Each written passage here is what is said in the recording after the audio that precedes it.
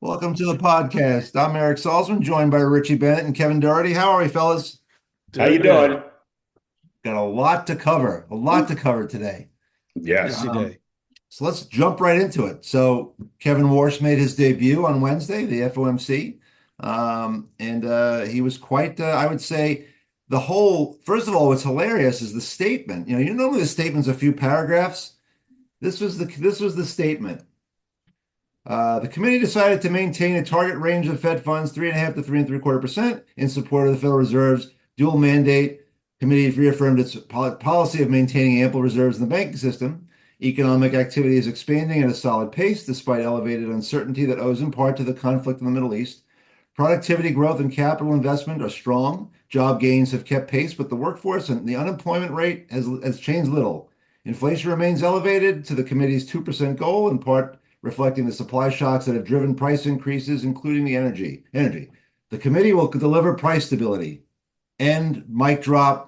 No nuances. No, we might do this, we might do that, because this is his new thing, right? This is like we're gonna get off the lecture circuit and we're gonna say a lot less. And I believe all 12, is it 12, right? All 12 members of the current voting members of the FOMC voted to keep rates steady, to keep out any mention of easing or anything like that. And the market, oh, and also even when they put out the dot plot, which is I believe they put this one out, it's each 19 of the presidents and the board members, they tell you where they think Fed funds is going to be in 6 months, 1 year, 2 years. Warsh did not submit a dot plot. So he seems to be, paring back the communication quite a bit, as he said. And the other thing, the fact that he didn't mention the dual. Usually they mention the dual mandate, right? And you remember, Rich, you brought this up a while ago, that the dual mandate is for full employment and price stability. And there's always been a lot of criticism of the Fed with regards to this dual policy, because most other major central banks are just committed to price stability, inflation. They don't turn the hose on every time that the economy slows down.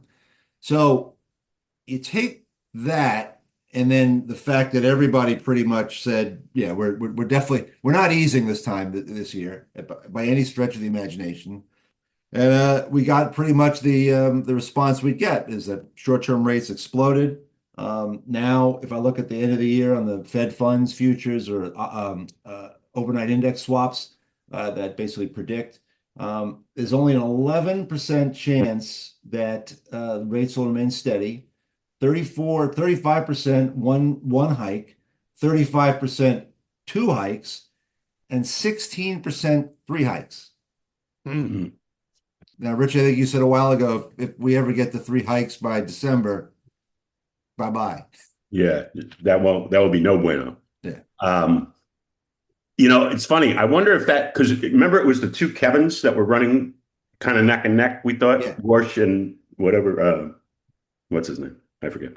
But he stayed Hassett, on, I think. he's on the Council of Economic Yeah, Advisors. Hassett, I think is Yeah, the yeah. name. But I wonder if this week has been interesting in the political reign, right? Like there's a lot of like GOP gnashing at the teeth with the Iran deal, right? Like some Mhm. of his strongest supporters, Trump's, like the guy Wicker from Mississippi, he's like had the armed service thing. He's like, this is BS. Like this is worse than Obama's deal, right? So I wonder, to tie it back, I wonder if Kevin Warsh won over Hassett because of some of these things he said he was going to do in interviews with Trump. Meaning, like Trump likes to talk. Trump wants to be the Trump, right? He's the focus. He probably likes, especially this week, he probably likes guys who shut up and just follow the line. So Right. I'm seeing this as like Warsh telling the boss man, listen, well, you and I will talk. We don't need every pain in the ass innocent bystander, you know, thing on whatever I say. So I'll just say nothing. Right. And I think because notice if Powell had pulled this kind of meeting, Trump would have been going out of his mind on social media, right? Out of his mind. I'm going to fire this guy tomorrow. And he basically said, like the one comment he said about this Warsh meeting was, "Yeah, it is what it is. I got to sign a new deal with Iran." Yeah. Like just kind of like let it go. We'll see if that can stand too. Because Yeah. if the market drops and people view it as it's dropping not because of earnings necessarily, but the future, right? And we're going to have higher rates and more deficits, and people get spooked at that. There's going to be a real problem, I think, at midterms, right? Mhm. Like everybody's going to be watching this. I mean, Yeah. it's, but yeah, Yeah. I was surprised that the market didn't go more down, and then it came right back Thursday, right? One day. Yeah. One day Just we one got day, and something. then everything was okay Thursday.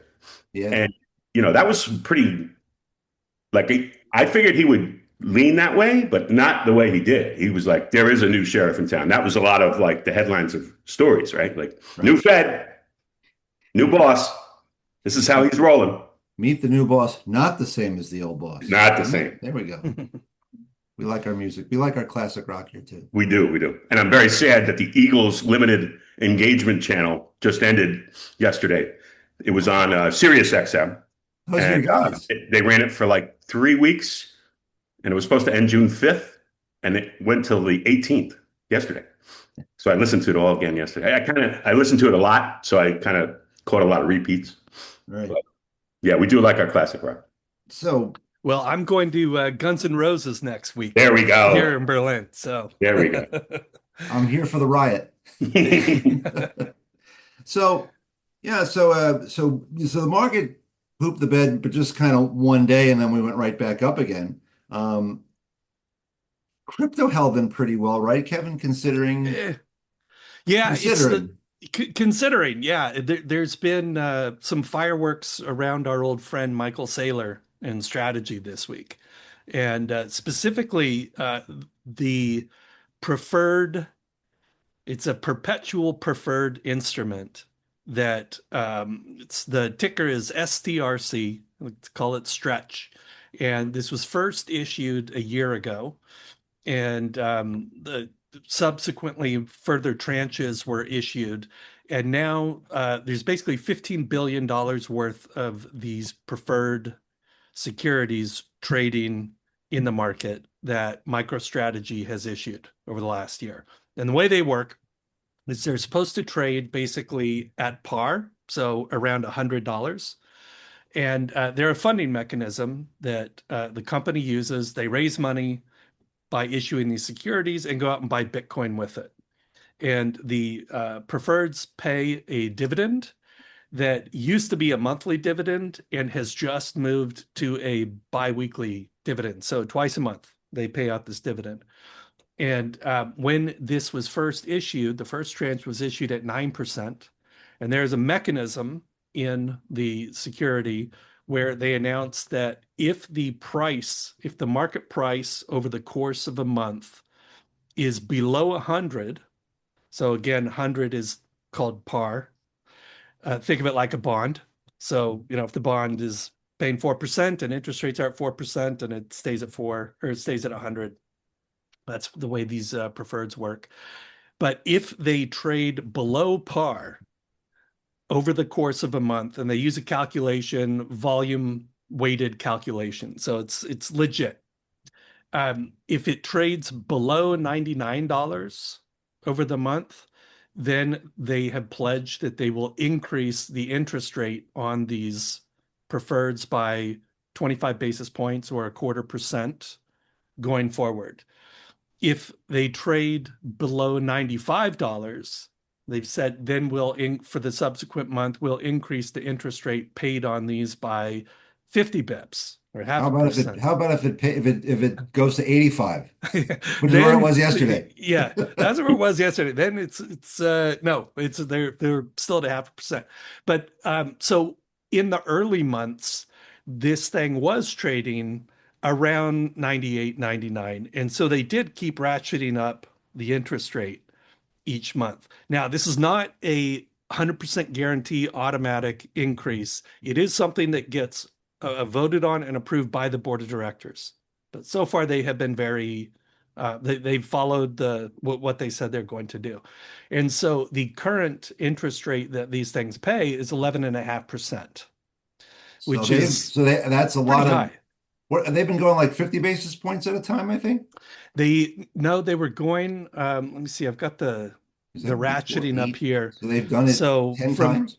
from August 2025, it was 9%, September 10%, and then from October through to March, it increased 25 bips every month up to 11.5%, and then it stayed there. But Now, Sorry, this Kevin. month, Let me just interrupt. yeah, I always love these stories, and like in a previous life, right? Structuring and all that jazz we would work on, and I'm always impressed by like somebody figured this out, right? Somebody on the Wall Street side said, "Okay, guy, this is what you're going to do. You're going to have to pay extra if those preferreds trade lower." And I always would love. Sometimes I was in the room for some of these conversations. But I wonder what Saylor did when that was proposed to him. Like, did he say, like, did he fight back? Did he say, like, I don't know? Or was he like, yeah, whatever, dude. This thing's going to trade at 100. Bitcoin's going to 300,000. We're all good here. And right. now I didn't know that little tidbit, Kevin, thank you, about the board of directors getting to vote on that increase. yeah, But I would imagine at this moment, there's a big gun pointed to somebody's head. And if the board of directors thinks they're going to get cute and say, yeah, that's what it said, but we get, if you read the fine print here, we can vote on this. And the yeah. minute they vote no, that preferred will trade at 70 cents on the dollar. Well, what Just they tried to crazy. do, well, what we've, Kevin, and just to give you props. I mean, you brought this up 2 weeks ago when it was trading still in the mid to high 90s. It was starting to become a problem. But the issue is that, well, first of all, they did something cute this time. They went to, instead of monthly, they went to biweekly, right? Which means more compounding. So it's like raising the rate without raising the headline number, which Right. in and of itself makes you go, that's that someone had to think about that. Like, why didn't they Mhm. just make it 11.75? No, they did the biweekly thing. But Kevin, you pointed out that the main goal of how, because remember we said, well, how do these guys pay the dividend when, now granted they have $1 billion of cash, they built up this reserve, Yep. but they don't have income producing assets. They got this legacy software business that's nothing. Yep. So we're like, well, how do they pay it? And the way they pay it is by issuing more preferred, which, as we said, I think Richie, you said that there was a guy Madoff who did that not so long ago. So the more I've been looking at this, because we have to bring this up though. Let's bring that, while the prospectus is the prospectus of a preferred, it tells all the risks, it tells what could happen, may not happen. Now this is it also, remember, this is cumulative. So even if Yes. they have the right to not pay a dividend, but if they don't, it gets added on to the balance. Like, when you borrow from the leg breakers, it gets added, it's added to the principal. Um, so that is what the prospectus says in their filings. However, you've got Michael Saylor going out and saying that this, when he was selling this thing, it's as safe as a bank, basically an insured bank deposit, whether it's a checking account or a savings account. And he even used, if you remember, Spinal Tap, right? Remember the big, with the amplifier, ours go to 11. Well, they actually, that was an ad. Like, I thought it was a joke. It wasn't. They had an ad where Nigel from Spinal Tap is sitting there in front of the amplifier, and instead of Marshall, whatever the amplifier, it's this STRC, and it's ours go to 11, right? So he has come out at conferences and said that, look, if you want to get the full ride of crypto, you buy MicroStrategy, MSTR. That's the comment. If you want a good return for this company, but we strip out the volatility of Bitcoin, then you get this. You buy this stretch note or preferred, and you get anywhere from 9 to 11%. Ours go to 11. Now it's 11 and a half. So a ton of this was sold to retail, again, being told that this was as safe as a deposit in a federally insured bank. Now, Which is again, clearly not. yeah, But For those who are now tuning in for the first time, and we can get as wonky as we want, but it's always good to go back to basics. Whenever you hear about risk-free this, risk-free that, all you have to do is type on your computer or your phone, what is the yield of the 10-year Treasury in the United States today? When they come up and say, when it comes up and says, oh, today it is at 4.48%. Okay. Anything, anything you get that has a higher rate than 4.48, you are taking some kind of risk. And when it's 11 and the rate is 4.48, you're taking a lot of risk, a lot, like a lot. So And just if keep that you in mind whenever you hear like Yeah, someone and the telling you other how this thing, is a Richie, just to even guarantee or be this is risk free. There's nothing risk free other than the 10-year treasury. well, even let's take it a step further. If you really want real risk-free, well, what is the yield on a 3 month treasury bill? Because then Right. it doesn't matter. Rates go up and down like that. Like so that right now is at about 3.8%, I think, I think around there. I'm not looking. Yeah, so but that's a great regardless, that's an awesome signpost that you a warning sign is first of all, anybody that tells you it's something's risk-free, it's not, right? Yeah. Unless he's selling you a share in a money market mutual fund, or he's selling you a treasury bill, or he's doing some sort of like you're taking risk. And if, like Richie said, if it's three, four, five times the promised return to the risk-free rate, there's something going on there that you're probably going to be separated from your money at some future point. And so that fear has definitely hit Stretch, certainly this week, but it started to at the beginning of this month. So at the on June 1st, it was still trading at 99. Then it took a hit the first week down to about 95, recovered. This week, it's fallen quite a bit. Yesterday, Stretch was trading at a low of 82.50, It Wow. got to 82. got to 82.50. I missed that. And then it bounced quite a bit and closed at 88.59. So still a big hit. And if you look even deeper at the trading volumes that happened, there were very high volumes from the open of the market right up until 12 o'clock. And that's when it hit its low, the 82.50. And then there was still quite a bit of trading for the next 10 or 15 minutes. And then the volumes just really dried up. And so what it looks like to me is there was some sort of forced seller in the market that over the last couple of days that has been decided to get out of their position, or they were forced out of their position because they had it on leverage, had it on margin. Mhm. And so the volume yesterday, it traded 10 and a half, well, 10,622,000 shares. So basically about 10% of its total float traded yesterday, Yeah. which That's is that's it's a usually a big sign number. that somebody big had to get out, Yeah. which might be okay, right? It might be okay. Yeah, it might be okay. And again, it's important to note here that the let's take the scenario like where do these people really get hurt?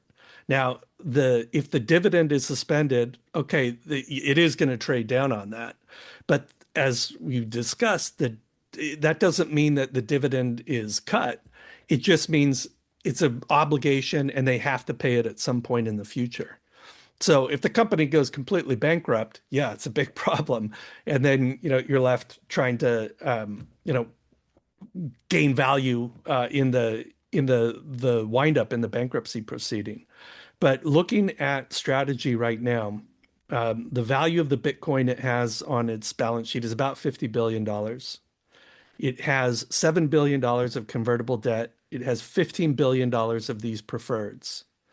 And so the value of Bitcoin would, if it falls to $30,000, Bitcoin's at $30,000, then effectively there's no equity value left in MicroStrategy that they could sell all of their Bitcoin at $30,000 and make the stretch preferred holders and the convert holders whole, but the equity holders in MSTR would have nothing left over. Just as like kind of a mental Yeah. exercise of what's where do things get really ugly for people here. So in theory, if you're one of these stretch holders, it shouldn't be as volatile as the MSTR stock for sure, because that is much more a levered play on where the Bitcoin price goes. But it's definitely got people spooked in the crypto market. There's a lot of misunderstanding about the mechanisms behind this and how it works and where it sits in the capital structure. And so you get a forced seller out there, then yeah, you can see it dip, which it did. But the technical, which Kevin and I, we talked yesterday about a bit about this, not on the podcast, but we were speaking about it in terms of if the shit really hits the fan, right? He's got two options, and one is to suspend the dividend, and the other is to sell Bitcoin, right? To pay the Yeah, dividend. yeah, And we were thinking, well, what's the worst? So if he suspends the dividend, he's probably the capital markets are probably done with him. He can't come back. right, right. So, but that leaves him selling because you said like he's got about 7 months of cash to pay the dividend. And then he Yes, runs out. Well, the only option left then, right, is to sell Bitcoin. yeah. And instead of And selling like 32 coins like he did a few weeks ago and spooked the market, he's gonna be selling a lot more coins. so it's clear to me, yes, that the stupidest decision he could make right now is to suspend the dividend on Stretch. The problem is 2 months ago, I would have said the stupidest thing he could do is take all the cash that he just raised and buy back a convertible bond that isn't due for 2 years. And had a zero coupon.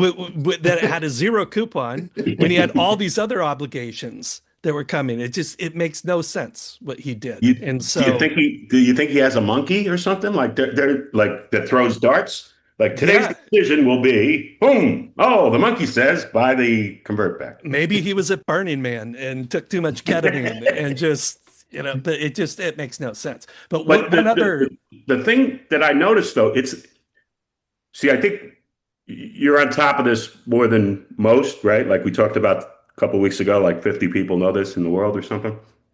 It's not obviously MicroStrategy stock is down yeah, a lot from its high, but it's still like what, $110. It's not trading like $10 and they're about to go bust, right? Like right. it's got some.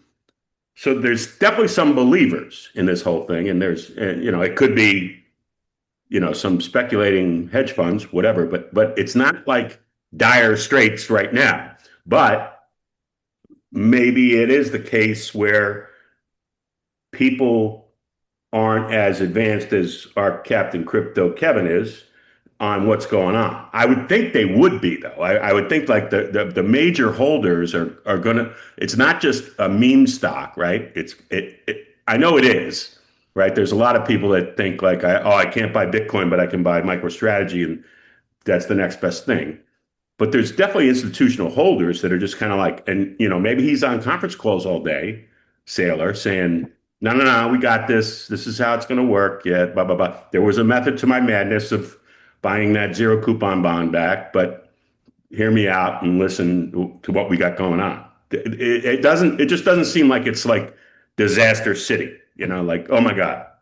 And he has to maintain access to the capital markets because that's the sole reason you would buy MicroStrategy instead of Bitcoin, is Right. because you get a company that in theory has a lower cost of capital than you do and can do all this interesting stuff. And so in a bull market, you would expect MicroStrategy to outperform Bitcoin, but only if it can still go out and raise new money.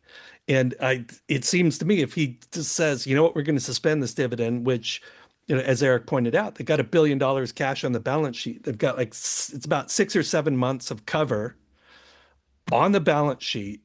Just if I were advising him, I'd say just do nothing right now, and you kind of have to pray for Bitcoin to recover, and then that might help things. I'd throw one other figure out there. So there is a preferred equity index It's an S&P preferred equity index. So there's preferreds from other companies that trade out there. Most of them are from banks and other financial institutions. Similar type of securities, different in some ways, but broadly similar. And that index right now is trading, well, yesterday, since market's closed today, is trading at 6.6% yield. So, and at 85, where my stretch was much of yesterday, that was effectively a 13.5% yield. So it's at 89 now. So I don't know, 13.1, 13.2%, give or take. So it's effectively trading at double the yield of other preferreds in the market, that's quite a big premium. And Mhm. we'll see how this trades next week, but it's going to be a tense time until it recovers and trades in the high 90s again. So our advice to Michael Saylor is to take 6 months off, take 7 months off, go. He probably needs to go on some sort of a spiritual journey, right? Where he's Well, on he's his knees sold praying to God that Bitcoin goes up to 150,000, 200,000. he's sold a bunch of his MicroStrategy stock over the years, something like $350 million worth. Yeah. So he should, I mean, I don't know how this would look to the lawyers, but he should announce on Monday, hey, I am buying for my own account, $50 million worth of stretch or whatever it is, just to, reassure people, look, I'm not abandoning you. Yeah, I'm staying on this ship, but yeah. we'll see. That's actually good advice. Maybe He's he's he watching. Michael Saylor, if you're watching, listen to Kevin, what he said. But don't listen to all the other Your stuff. stock Don't will listen to all the pop. bad things we said. exactly. Yeah, your stock will pop immensely. Yeah, forget what I said about that stupid decision to buy back your convert. I'm sure it was the CEO who did that. You didn't do it. So, You were out of the it- office when that happened. yeah, let him be the He was a the Burning the Man. He was a scapegoat. Burning. Yeah, get rid of your CEO, bring in a new one. All right. So, Moving on. We got so much. We're not even going to really talk about the war this time. Let's leave the war and all that aside. Well, it's over, right? It's It's over. over, right? It's over. Everything's Except fine last now. night, it wasn't over Yeah. after they signed the But now document. it's over. Now they had a ceasefire again with Israel and Hezbollah. No, So now nobody shoot anybody. oh, Okay, no, yeah. we're good. We're good. Apparently they're at this beautiful is it on Lake Como or somewhere in Switzerland, right? That's where they're going to have the talks. Yeah, Where they're supposed to have the signing, I think, in a but I think beautiful. he signed at the Palace of Versailles, right? I think Trump did like the digital yeah. signing with Macron there. So like maybe they think it's like the Palace of Versailles Treaty too. The last Versailles Treaty didn't turn out too well. No, it didn't. It didn't. That's not a good place. That's not. Yes. Well, they do. Switzerland is convenient because they all have their bank accounts there, and so they can just quickly execute the side deals. Right. And they're neutral, right? Switzerland is always neutral. Yeah. Yes. They just have everybody's money. Yeah. All right, so let's talk about SpaceX. Kevin, you had some interesting thoughts about SpaceX. Now this is the 1 week anniversary, right, of free to trade That's right. SpaceX. Yeah, hell of a pop. It corrected yesterday, but just something that people should be aware. The free float of SpaceX that is trading in the market is pretty low and is set to increase a lot in the coming Kevin, months. And so explain free so float. so what that means is for the IPO, they sold I think 4.8% of the equity in the company was sold. And this was all primary issuance. What that means is that the company issued and sold stock, but none of the people who held stock in SpaceX before, the employees, the investors, Elon, they were not able to sell any of their shares in the IPO. And that's a normal thing, right? Yeah. That's normally what happens. You don't let the insiders sell right away. I mean, Yeah. I think that's a recent, not recent, but probably 50-year-old rule, maybe a little longer. Because back in the day, right, everybody who was pulling a scam, they'd go public, sell to Joe shit the rag man, and then sell, all their shares into them and watch the stock go boom down. So on these things, and it's pretty good. Like the trading of this SpaceX IPO seems to have gone pretty well in terms of process, everybody getting what they wanted, and smoothness of shares trading and the like. So Yeah. yeah, but they call it the lockout period usually, which is there. And this one I think has a staggered. You may know more than me, but I think it has a staggered lockout, meaning Yes. there's one date where the insiders, the current holders that held before the IPO happened, can sell some, and then it's Yep. another date later that they are eligible to sell some more, and so on and so on. So by the book, this is the right way to do it. Like Yeah. this is why the U.S. capital markets are the The envy of the world. yes, because It, it's happening like this. But go and on. and to put some numbers behind this. So yeah, especially think about the employee shares. So we talked before, and it's been well publicized about how just the average, the janitors, the just everybody working at SpaceX got equity. And now a lot of them have, frankly, life-changing money. And but they haven't seen any cash yet Right. because they have not been able to sell their shares, but they will be able to sell their shares in the coming weeks and months. And so there's the specific numbers and timing behind this. When they do their Q2 earnings release, which is probably second week of August, then the employees will have 20% of their shares unlocked and able to be sold. And that accounts for 10.7% of SpaceX total equity. So the amount traded in the market right now is 4.3% of the company. It's going to triple Mm. in a couple weeks.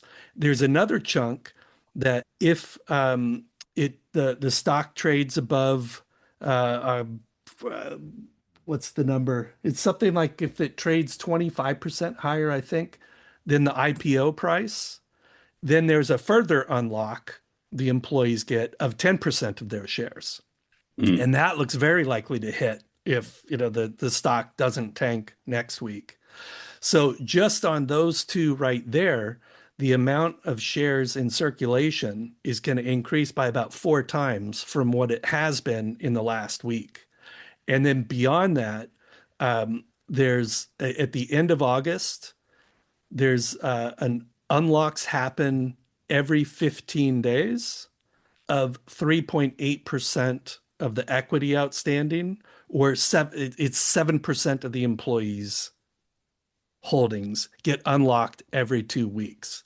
And so what this means, by the end of October, the amount of shares in circulation are going to be significantly more than they are right now by something like 7 or 8 times. And so that's a lot of supply coming onto the market.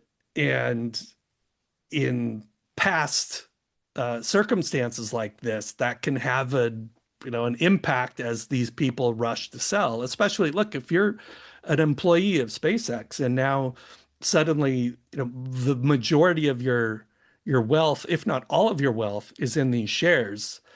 You want to go out and buy a house. You want to buy a car. You want to put some money in your kid's college fund. I think most of these employees are going to take full advantage of at least the early unlocks Mm. and sell into the market. And Do so you think is that will they sell like you go onto your Charles Schwab account, or do you think that there'll be block trades for the employees where they'll, everybody together and they just do a big block trade that's a off of good one? question. I don't know the answer to that. I would think they would do that.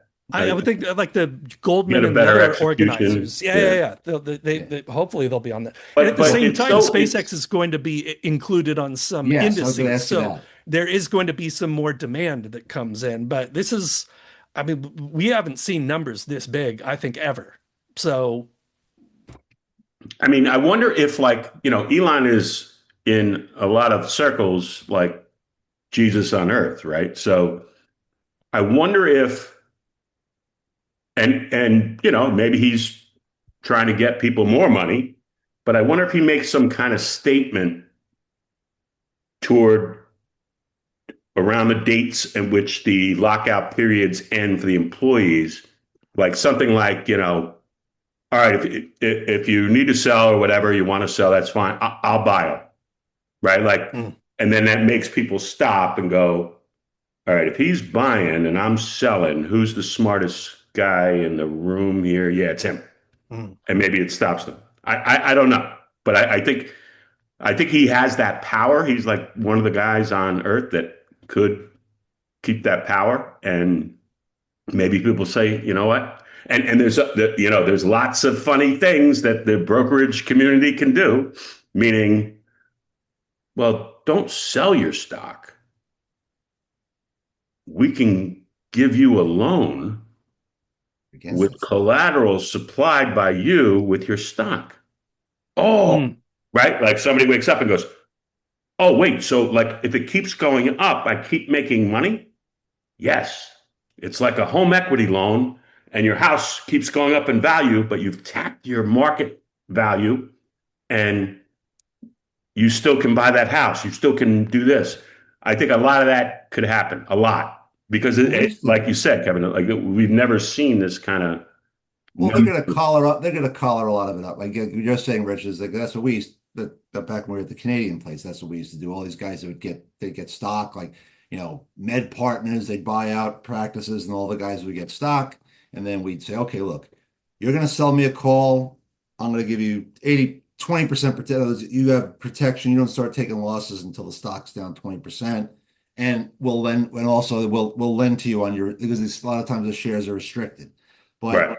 I bet that Goldman and Morgan Stanley gonna have a death match over who gets to do basically who handles the block trades because that's where these guys make a lot of money. There's a lot of funny Mhm. business that goes on with block trading, and yeah, it already may be spoken for at this sovereign wealth fund. That in other words, they may be able to just do this. You never see it. It doesn't go on the exchange. It just goes off off the exchange. You'll just see a big print, and I'm imagining that's the way it's going to go because that's how our friends make lots of money.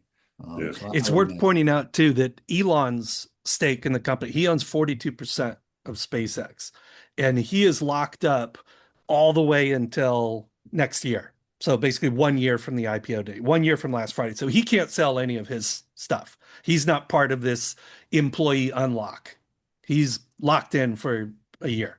That's a good point too. Like, I don't even know this, but it would be good for the next podcast for us to look into this. Like, what is his? He's like a trillionaire, right? So, Yeah. but a lot of it's on paper. I don't know what his track record is of selling his own shares. I don't think he does it a lot, right? No, I think I think this bars against it. yeah, and I think Yeah. these companies get bought, right? And so somebody buys them out, right? That's how it started, right? He was with Thiel and what was the person PayPal. was PayPal Yeah. or yeah. So I don't think he's a big. I could be wrong, but I don't think he's a seller of his personal holdings, which could be the reason why people, And I thought that was the most brilliant thing ever that I've seen in the capital markets when he came out, as soon as he came out, it said SpaceX is going to go public. And I'm telling the underwriters, Goldman and Morgan Stanley, they must allocate 30% minimum to retail investors. And I was like, dude, that is brilliant because now people feel like they're involved. And, some of these people, forget about the SpaceX employees, but like regular investors, who are in, they do not sell, right? They will not sell. Like they're like, That's like oh, a I'm cult, in, right? dude. The Tesla guys, right? Yeah, It's just an I'm Elon in thing. forever. I'm in. Elon, my man, Yeah. and it's brilliant, just brilliant strategy. I mean, the guy obviously knows how to put rockets up in space, but he's turned his you know science brain into a financial brain pretty good. And it probably took him a little bit and some advisors, but that's that's really good. And you know, because the in the in the past, right? Like most companies that did IPOs didn't want retail investors because they're shaky, meaning the first sign that we lose money, they're going to sell, and we don't want the stock, and we can't. So we want it to be with our friends in the hedge fund community that we can call up and go to the golf and go to the Masters and go to the Knicks game, and they won't sell if we tell them not to sell. But retail we can't control. So basically, what Elon was saying there was, I control all this retail stuff. Don't worry Yeah. about it. It's You will do sticky. this. Yeah, it's sticky. It doesn't leave. It's not legal. Yeah. Yeah, that's a great point. And I'd love to see, I mean, because that's how all these huge guys operate. They don't sell their stock. They just borrow against it. I'm sure there's a nice Yeah. haircut that meaning I'll lend you 80 cents on the dollar or something like that on your stock. I mean, I still to this day, I bet you there's a risk management group at every one of these banks that basically look at that every day and look at where Tesla is, where SpaceX is, just because the loans, the outstanding loans must be enormous. But that's how Elon buys the next villa or whatever he Well, does. and that's how he bought Twitter, was Yeah. borrowing against his Tesla stock. Oh And God, that's right. He owns Twitter. remember, I there forgot was about there was this concern that when Tesla stock was dropping, if he was going to get a margin call and have to that. That's liquidate. right. You're right. That's right. Well, speaking of losing money, let's move on to and we could tie the Knicks in with this. We could tie finance, the Knicks, hedge funds, market makers. Richie, take it away. What happened with just take us So we to like the we game, take like us to game four, right? All Game right, let me just backtrack a little. Like, since we've game been five. doing this podcast, we've been following these prediction market companies, right? Kalshi and Polymarket happen to be the biggest ones, but other firms are setting up their own ones. And there's a lot of controversy around whether or not they're sports betting avenues that don't have sports betting licenses. Um, these prediction markets really started out in politics, like predicting who's going to be the next president or who's going to be the next senator or, stuff like that. But then it grew to who's going to win the game tonight. Hmm. And that's been going on for 5,000 years, right? Like people would bet, like in Caesar's time, you know, who's going to win at the Carrot. Coliseum. Um, so there's a big hullabaloo around uh, allowing Kalshi and Polymarket to put up these sports, predictions by the guys who run the sports books, like DraftKings and uh, FanDuel. Flutter is the parent company of FanDuel. That's a big one, and obviously all the land-based casinos that have sports books and they have online sports books. So it's real tricky. But the common theme always was, yeah, but the house always wins. The house always wins. And there used to be great sayings like, you see that big building right there?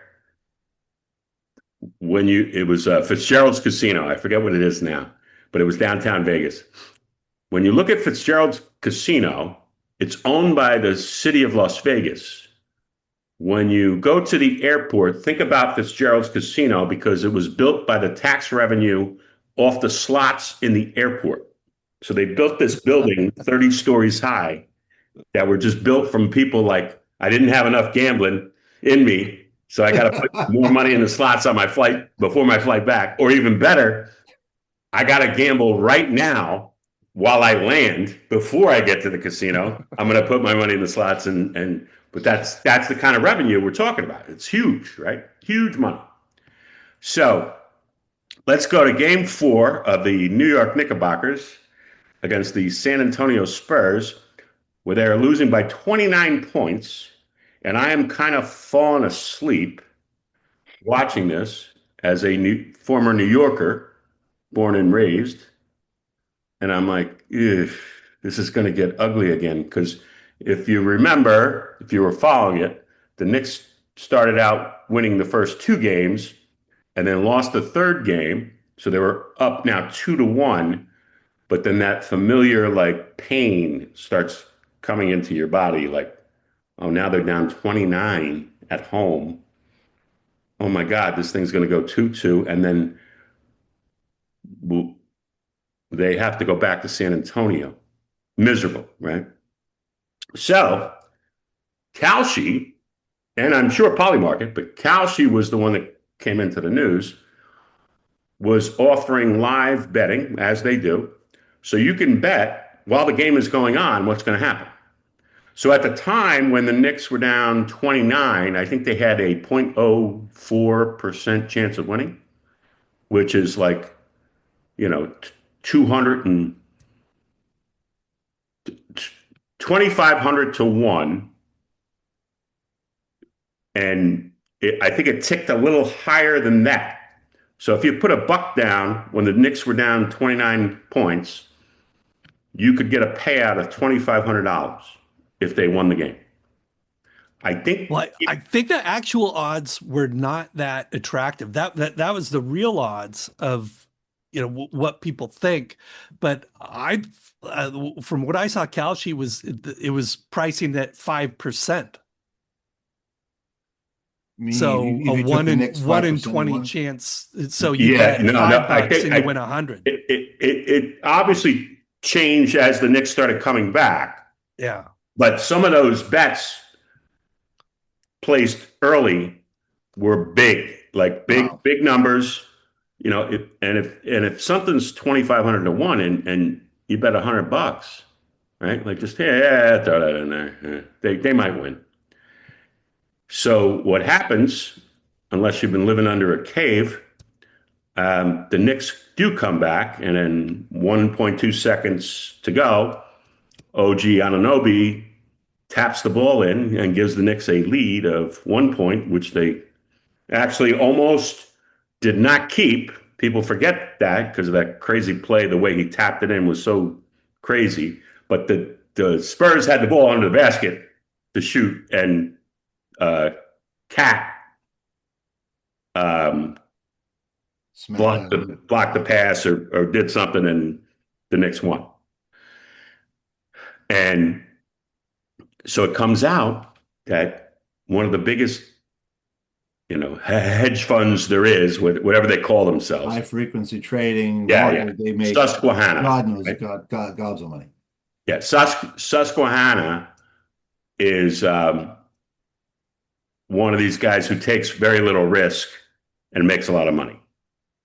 But Susquehanna was making the markets on Kalshi that day. So they were basically getting orders for the Knicks to win the game at these astronomical odds. And instead of being able to lay it off somewhere, nobody would take the other side of the bet because it was too expensive. So they were stuck if the Knicks win, right? And guess what? The Knicks win. So the boss man of Susquehanna, it must have been a lot, because the boss man of Susquehanna says, yeah, it was a bad day and I can't really elaborate as to how much. So if he didn't want to admit, and he didn't even say like, we'll get this back in a few days, but I'm guessing they'll get it back. So there is some risk, after all, in the prediction markets. It's just not borne by Kalshi and Polymarket, right? So that their thing has always been, we're not the sports book. We only match up buyers and sellers. That's all we do. We're an exchange.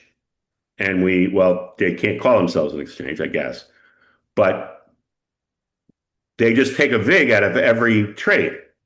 So you have Susquehanna, who is a big investor in Kalshi, and that gives them the right to be the other side of the market, which usually works very well, just like Citadel in the stock market, just like all these high frequency traders that, the Robin Hood guys go with these high frequency traders all the time. And it basically screws the little guy out of a minuscule little bit, but if there's enough little guys together, that's a nice piece of change these guys keep making. And unfortunately for Susquehanna on game 4, the music stopped a little that night because they got stuck because they had nowhere to go with the other side of these trades, which were I'm watching the Knicks game. I still believe. Let me hit the button. I think the Knicks can win. They're down by 29. So like people, I would never ever make that bet. But people just want to swing for fences, and Yeah. sometimes they hit. They now we should warn the retail investor because Susquehanna won't be wearing that loss for long. Like they're going to take it out on somebody, and it's probably going to be that the latest equity trade you make on Robinhood or Schwab, whatever. It's getting routed to them, and they're gonna make their money back. I have no doubt Yeah, that they will take this out. They'll take this out of somebody else's ass. I guarantee yeah. you.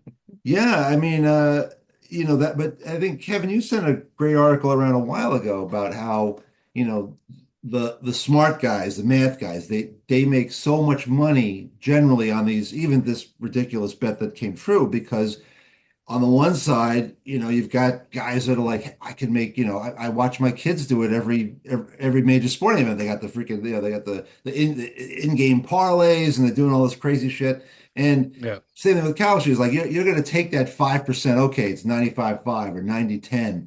And the odds generally work out that the other side who takes, all right, well, I'll take it. I'll take that 5% action. And I'll make 90, I'll make a little bit, but I'll make a little bit on a lot. And generally, the guys who are taking these huge odds trades probably aren't getting the best odds, and they usually lose because that's just how it happens. So I go ahead, Tim, I'm sorry.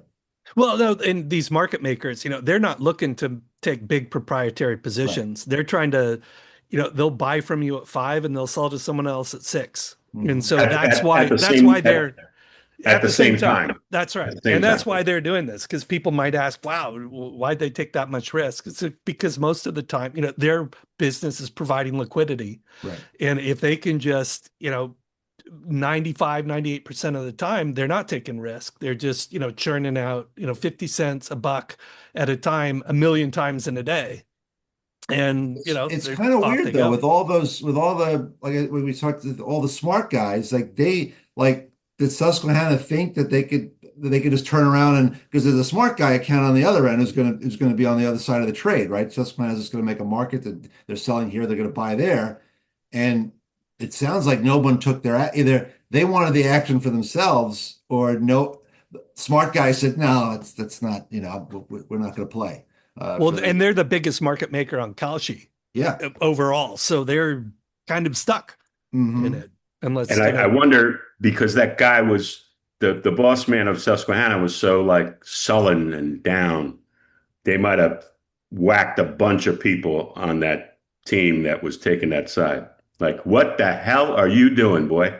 Like, I know it's astronomical that it would happen, but we are not in the risk business. We're in the profit business.